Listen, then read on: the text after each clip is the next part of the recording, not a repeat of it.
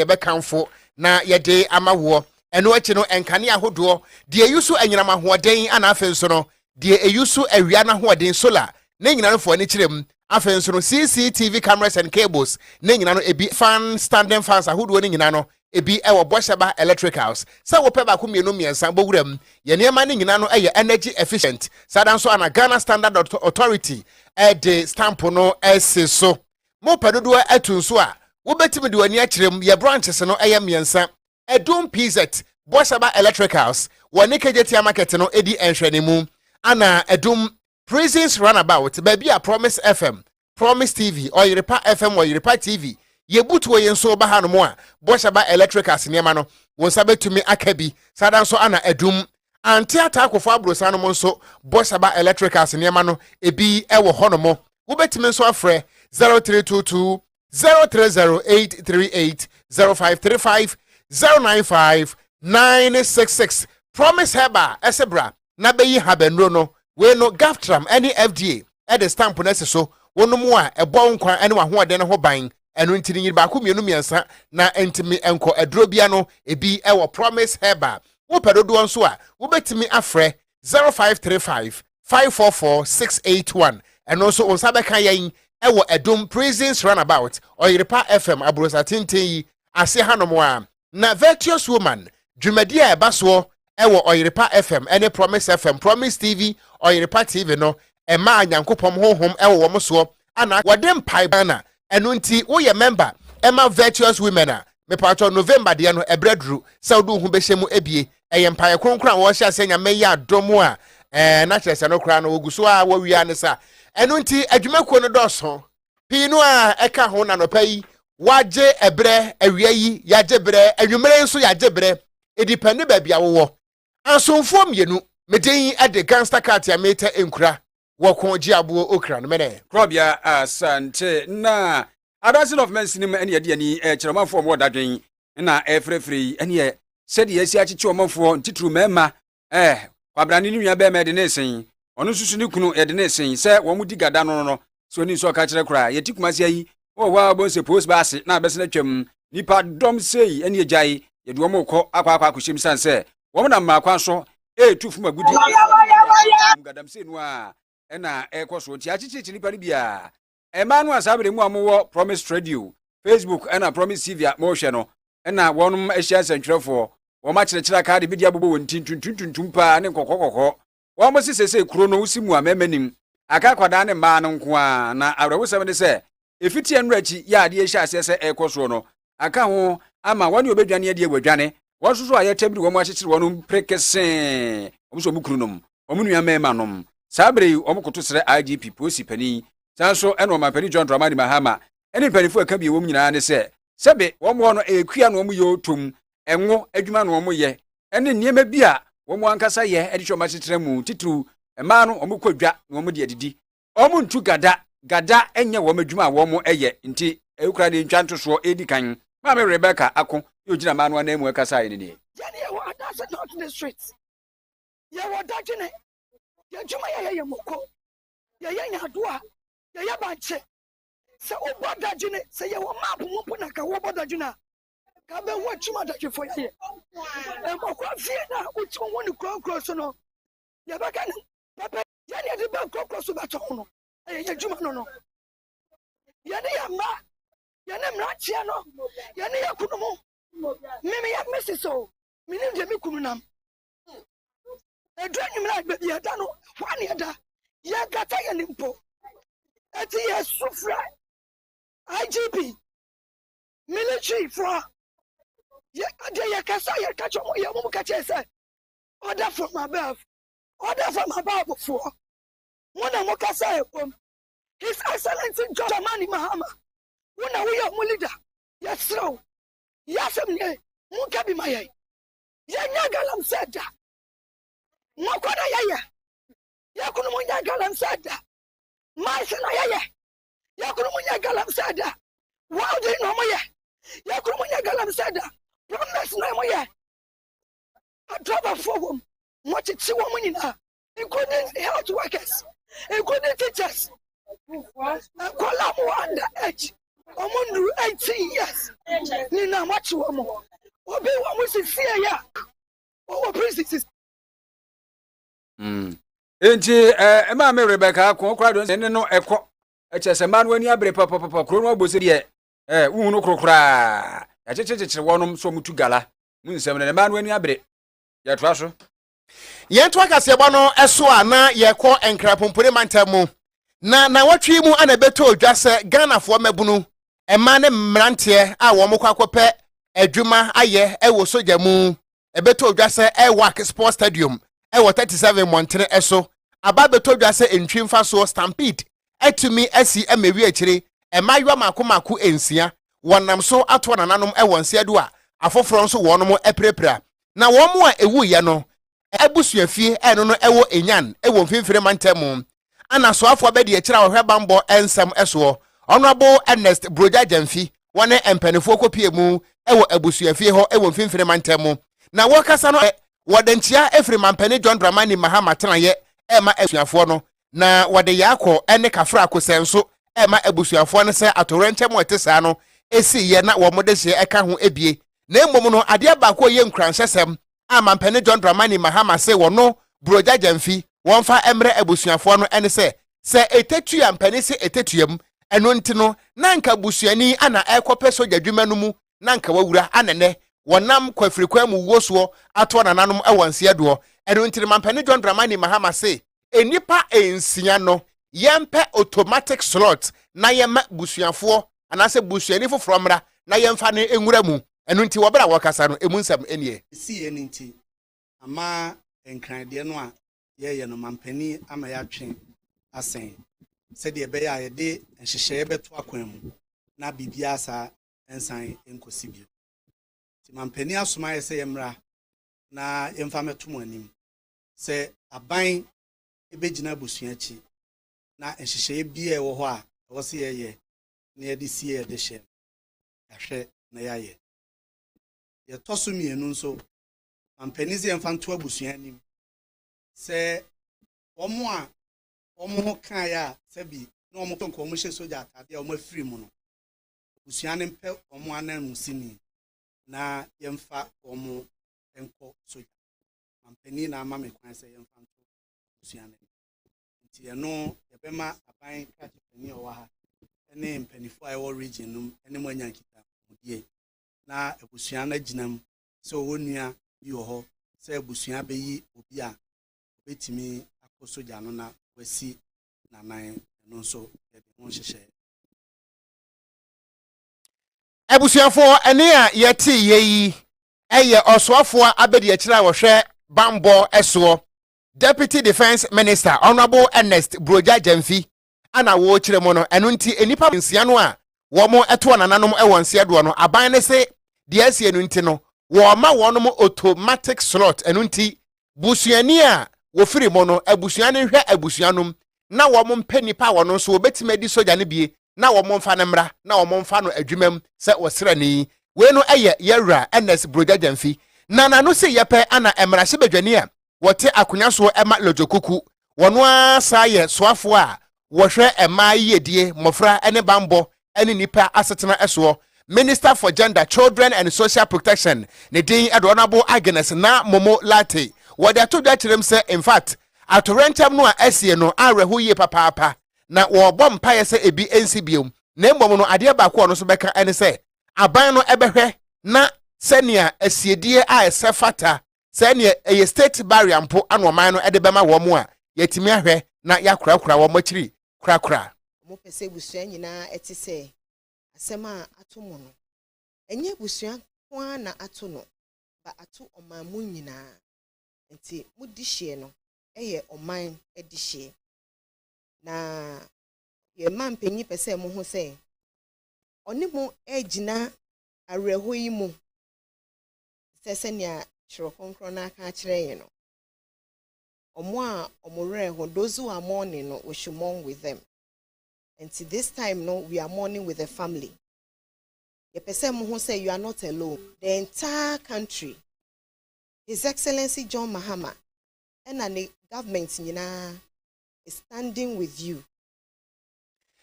Abusua eni ayete yi eye emrahye bedwani a wote akonyaso ema lojokuku teshi ene ne mpotemu wono a na saye osofo a wohwe asetena mu nipa yedie bambo ene mofra ne ma yedie eso Agnes na momo late nene ana yete ye no afei na soafo yo heavy sem so opani mutaka mubarak edi abatu dwaba ne hyehye ya waye ya ba afkwan a obefa so na wodi afa bambofo adwuma ene de kan recruitment na nti we ni e-recruitment electronic recruitment portal na ni cheche mu odi tu dwa nyina ne se ebefa nkurabata hodo ananse bambo nmeku ti se Ghana Police Service sanso na Ghana Prison Service Ghana National Fire Service sanso na Ghana Immigration Service Afrobet se Narcotics Control Commission ho National Disaster Management Organization NADMO ntina ero no nti wa pese wuram bia so kokwa adwuma bamboni wo behwe na efiri sabere kuro no enye se bi obekwa akogina ba bi faako se ye fa mo ye hwanim ena de be bia eno no ebeye abefo kwantempon a ono mofa so no manfo se nene tichiche no mubetimi aye na Ghana de gise bibisi ansa agise bibisi ansa na bia motunwa na mo wana na ncheche mo de odi ma aye ni system will be automatically. So for example, come to screening centers. So for example, we have decided that every screening center should not screen more than 1,000 a day. And even the 1,000, you screen 500 in the morning and screen 500 in the afternoon. So if you are for afternoon and you decide to rush in the morning, that itself becomes basis for disqualification. Because then you want to be a security person, but you don't want to comply with rules. So if you are scheduled for afternoon, say Legon Stadium for afternoon starts from 12, after 12 noon, and then you come there at 11:50, that becomes basis for us to disqualify you because you don't want to comply. Internet say no, say obeba ntentano so na ope ibambo adwumekonu bi adwuma na bi ebere kura de be ma asebra no ebe bi ti wo eno ne yetimi eyi free aguro nim sanso so ena se de obesia aye no na ya befo nti boba phone wa na wo de eye na mra ne head ho no e portal na wudi akiri sa nti wono abo mutaka mubarak ena we swafo a wo hwe fi sem sure nti na chese omen atorentam ansi a yempanimfo no mfa nipa Ghana ha ya so kwadi na digitalization na technology innovation de nti nipa nsia ko wuye no de afa de recruitment no won be no online uti ufie you see ye were reactive leaders proactive leaders Ghana nibi na ye omo manim na abefo no yesi de ntini ye proper system ntini ye said be be systems na chese ne ma bi ye titi okolompe no afiri ho na abefo no ahyase na ye adwuma enti bibia ni a wo ye no abefo kwan so na gisa kwabrade ko sala ko padwuma na stampede ku 2025 near see nipa 21,000 MSLI at the end of the day near 2,000 pe ne nipa ne ko wu ansa na mpanimfo sabi mo adwene safi de enya no online na dem mo de digitalization ye campaign ye dan Siaboge. Miento akasebo no eso na anhwe ya oman yedi hunu be mene kase. Yento so na yenko yanim. Aban ewon hyehye ewo na mamuo mu a yato din se PPP Public Private Partnership ene se aban no ene ankrankre ebeto abasakwa mu na waka wo moa ene won saba kire mu na watimi aboa na hyehye bia na bia aban no nko ntimi nya no ebia hyehye kwan so ne se ba mpuntunwuma mu a ankrankra no so atimi aboa bi na no ana ye kasa yi Ghana ban a ye mampene John Dramani Mahama eda no wo ba yi watimi aboa ene adwumakuo akese miensa ne nyina no eye ankrankra nwuma die di nkan eye Meridian Port Services MPS ana Ghana Ports and Harbour Autonom APM Terminal ana eye Africa Global Logistics wono aka bomu a ye kasa yi womo ede American dollar no 1.5 billion yakasai womatimi edia aboama sesia no tema port phase 1 phase 2 expansion project no yetimi awie ama mampene John Dramani Mahama ene wakwa bie ano se entimi enya dwuma na wobra mampene John Dramani Mahama wokasa na wo kire mu ese dwumadie no enempanifo akwakobia no eyetema port expansion phase 1 phase 2 no ebeboa amanyuma aba afenso no ebeboa ama edwadi ankasa ewo ebibremu atoye West Africa ha no etima konkane a wotirem se wo hwe ebibremu atoye ha no mo a wo hwe Ghana yentema port no a ebini be bia ewo krom ha wakasa ne munsem ne. As for the maritime sector, our partnership with MPS has proved very, very successful. From the early 1960s, we had the old Tema port, and with the increasing amount of maritime traffic, they're all fit for purpose. In order to expand it, Ghana Ports and Harbours Authority entered into a partnership with MPS in the old port to build a new berth. And when they entered into partnership with MPS, that berth was the most efficient berth in the old Tema port. And yet, with the efficiency of the MPS berth, Ebusuani ayeti yeyi eye Ghana mampani esremu se data John Dramani Mahama nene ene aneti yeyi yo ya twa so nse foforo mu no ne yakua di mu a na de tie no se bagro e de begina bagro posifo ni abere pa epe wura bi efra no James Bond ni nyina dan ne se wodi ababa wa bi akwa akwahye guest house bi a ene ye fra no BJ Tech Guest House na awrahosem a esi ene se ababa oni akwuru suawu a wawu ya ewo bi efra no mo nyama nkyene ewo fa yi fanti akwasaf masinim epoye mantamu ni din ababa wa ne de frɛ no wa ne koyo na koyo eyo bi a wode de aduane ene wotɔne na sɛ de esi kokɔ ye ne kyerɛ enu akyi ya ye obubo busu ewumin ni de to so du mienu ena koyo ne sɛ ne mpra ene bondu yi na wɔkɔ akɔsra no isu sɛ ɔno akoro ya bondu koro ya na hotel no kora no we ne dia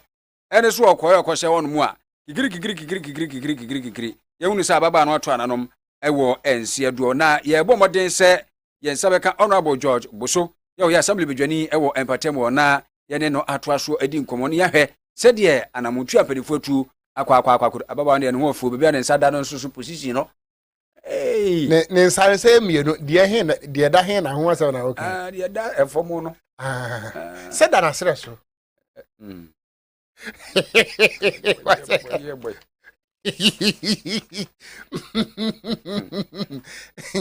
mientu akase ebo no eso enura ana o my Ghana ye photo sanfo finance minister Honorable Dr. KaseƐ Forsen wojira ne nan eso ewo brase bedwam ema 2026 wo men yakọ homabo eye budget no wo kenkan ye na emu nsam baako ene se mampani John Dramani Mahama edi ato empanifo a wonom ana secondary schools ahodo wa Ghana nyina no wo modeda no headmasters headmistresses ni nyina anim se efiti na ekroi enuane ahodo a secondary school for no ebedie no titiriw emo ebro enkokọ ana afenso no enkosua yento ni nyina mfiri Ghana ha hwene yanko import emfiri oman bia mu ama ha se wo ye headmaster na se wo pesen kwada no ene se mo na wo mu dia to made in Ghana rice to emo no aye adua no Ghana wura mu no a Ghana fo adua no to no bi afenso ebro no enkokra bro emfiri Niger Togo Burkina Faso anase Denmark da bi afenso se nkwada no ba wi akokọ na mo a krom ha ye ye nkokọ ewa ha to Ghana nkokọ ni bi ana enkosua no nso yento mfiri Ghana se wonim na sa wo ye secondary school headmaster anase headmistress na okokra aduane efiri wo man bi so ba aduane ni beduru ya na ofa bag akofie emu nsem ne. Agriculture is not just an occupation. It is the engine of Ghana's renewal. Mr. Speaker, in response to the food glut across the country, President Mahama has directed the immediate release of an additional 200 million Ghana cedis to Food Buffer Stock Company to purchase and store the excess food to protect the investment and income of our cherished food crops and poultry farmers.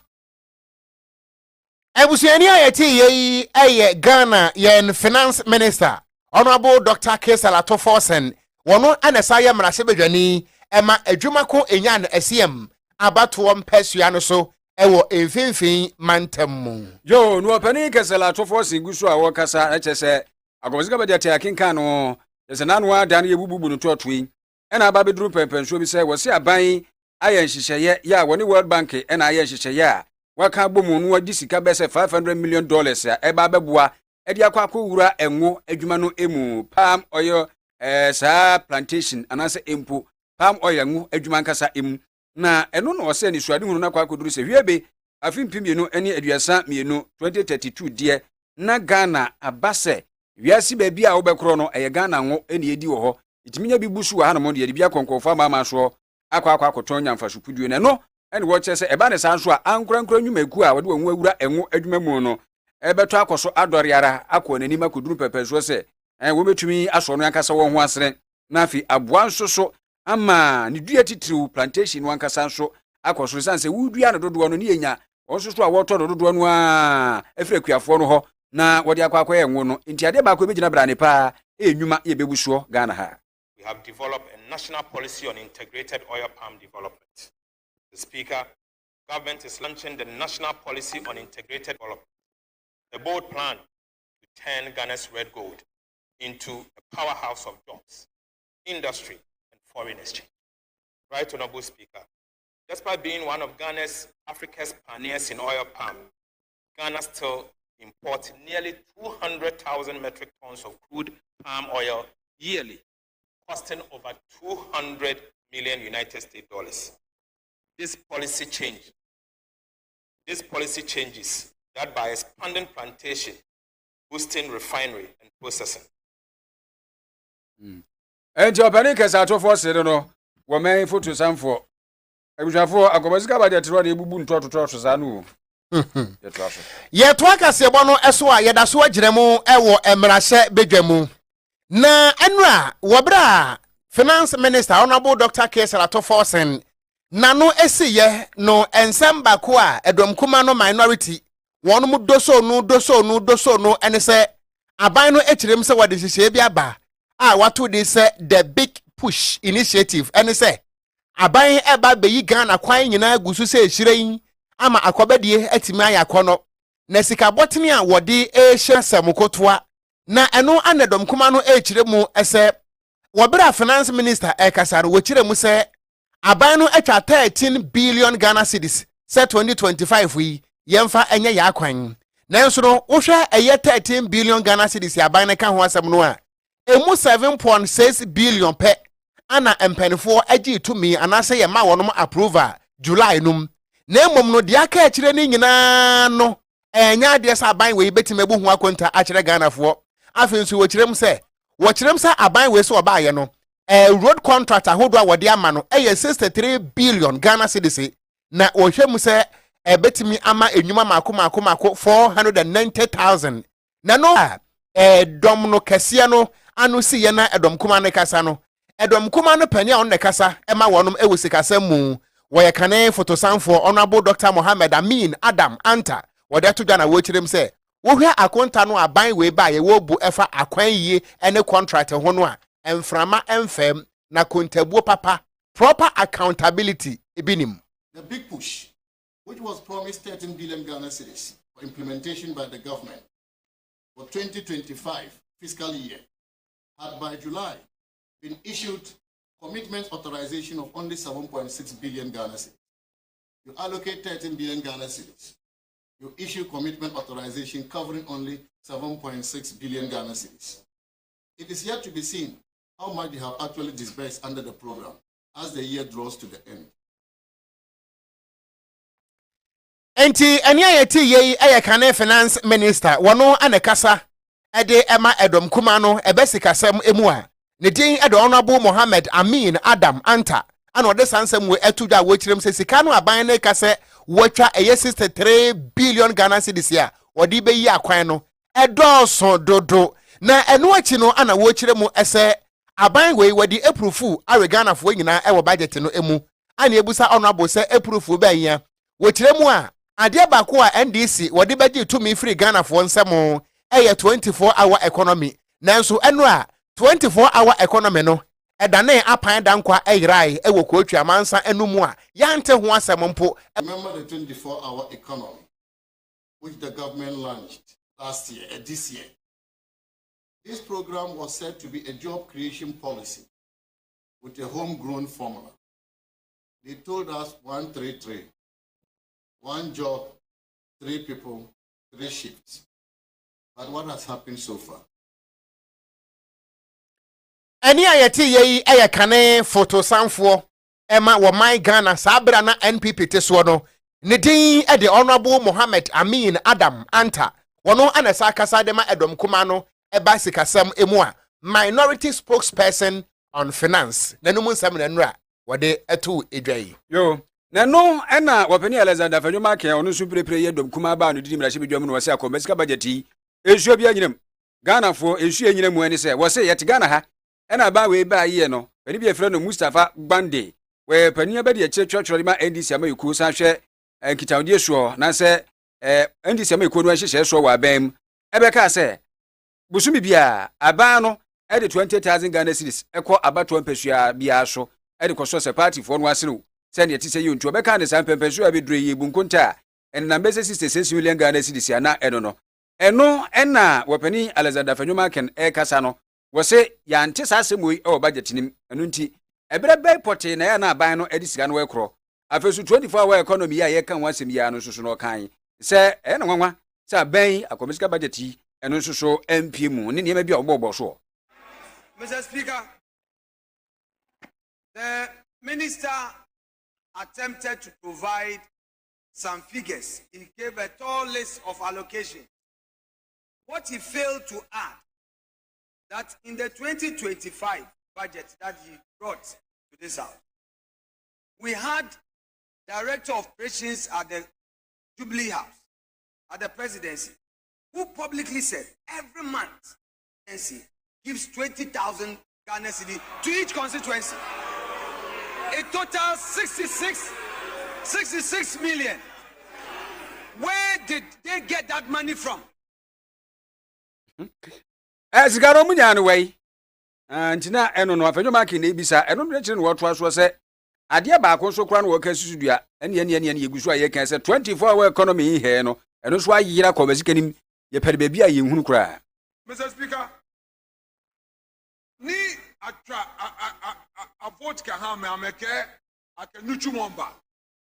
ameke wa ke akenuchu momba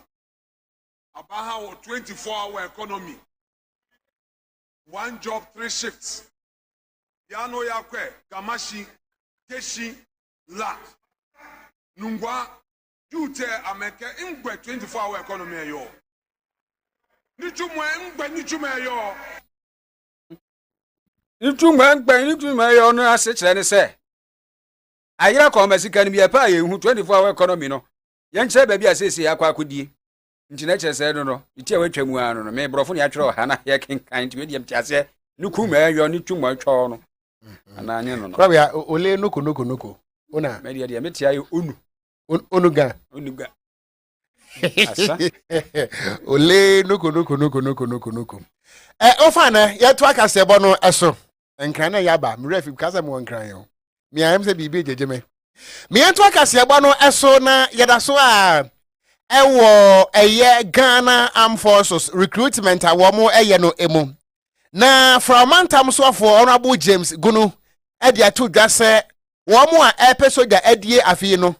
wo mo hwe na yam hihie biada anto wo mo so firi se process no eye fair obi ne hono mo a obesisi obi a wo de sansem wo nyina to dwa ene wo bra na eye da etoso mienu na documentation ne nyina no any screening process no ekoso awo ye whole sports stadium ana Honorable James Gunu ko pie mu a wo kirem se nkwada no wo munya kukuoduro efiri se adwumadi na wo mudie no fairness, transparency and proper accountability ebe adwumanti wo qualify nko ade a ye befa wo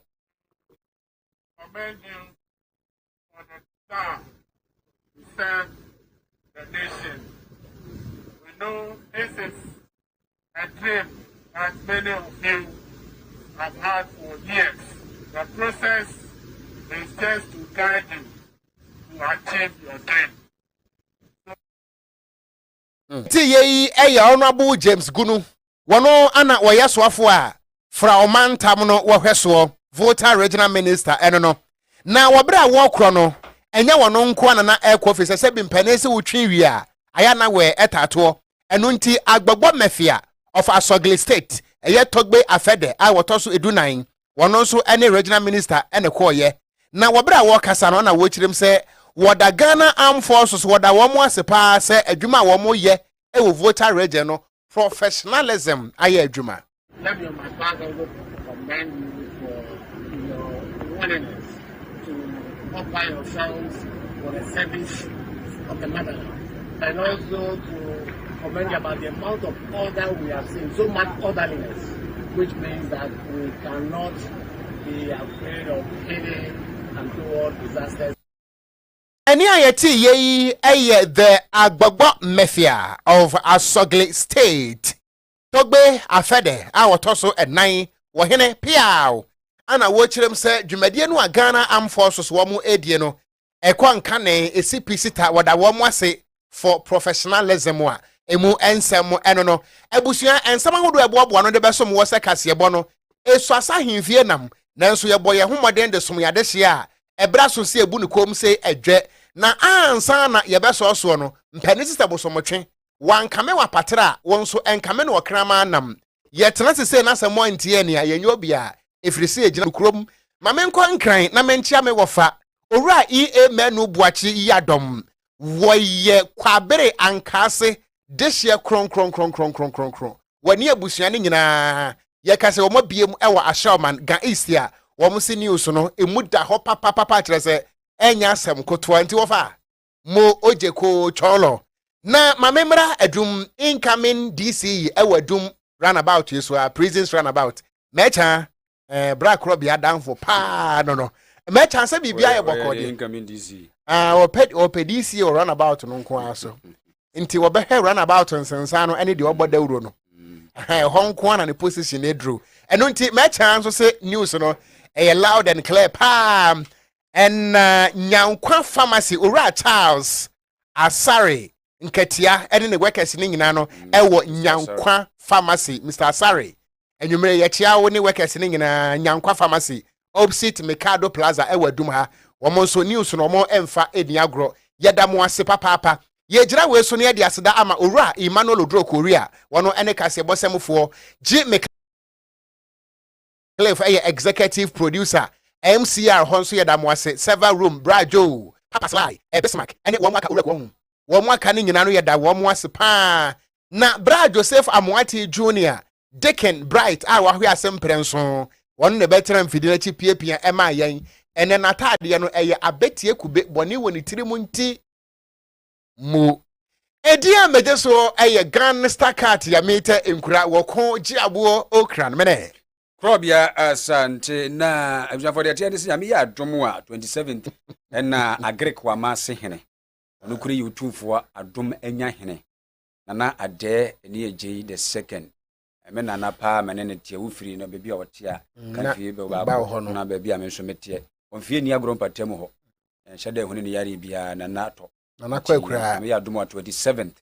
nana ade eni eje the second YouTube adom enya hene agrek wa ma se hene yedi ni 1 week 27th ti ni mise ebere no so a ko ba be bayen nana nkode din abusuafo nyankropon koso na wanjichiri ye wure ye sorry asesa pa nkomo na eba